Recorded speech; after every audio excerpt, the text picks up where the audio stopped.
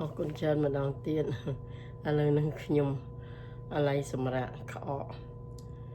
អត់ស្រួលខ្លួនប៉ុន្តែការងារព្រះមិនអំពើទុកអ្វីដល់ខ្ញុំទេប៉ុន្តែនៅក្នុងខកាពីម៉ាថាយ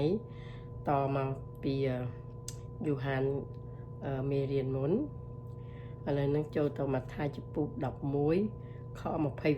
29នេះការមួយដែលយើងត្រូវតែដឹងចូលទទួលនឹមខ្ញុំហើយរៀននឹងខ្ញុំចុះ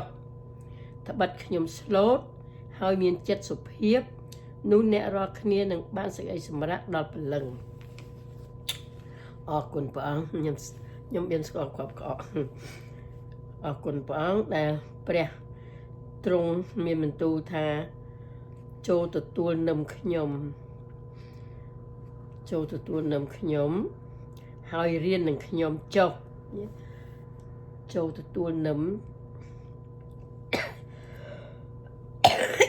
ហើយនឹងសំទោសហើយនឹងរៀនជាមួយនឹងខ្ញុំចុះពាក្យថាទទួលនឹមខ្ញុំគឺយើងចូលឲ្យជ្រៅជាមួយព្រះដូចយើងចូលនឹមគោអញ្ចឹងគេដាក់អានេះមកលើយើងនឹងហៅនឹមឲ្យចូលទៅមួយព្រះអានឹងយើងចូលមានន័យណាពាក្យនឹមចូលនឹមខ្ញុំ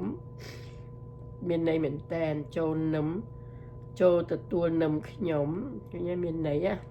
ពាក្យតែចូលនឹងដូចខ្ញុំបានបរៀនច្រើនដងពាក្យបញ្ជាចូលទទួលនឹមខ្ញុំហើយរៀននឹងខ្ញុំចុះ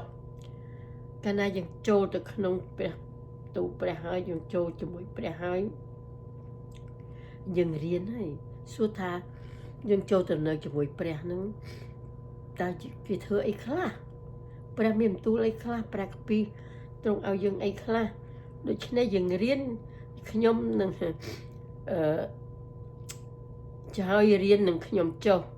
ឃើញព្រះមានបន្ទូលថាដោយស្លូតដោយសុភាពរៀននឹងខ្ញុំចុះ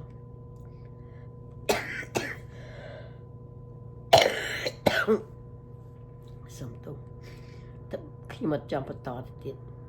តែឥឡូវនោះត្បិតខ្ញុំស្លូត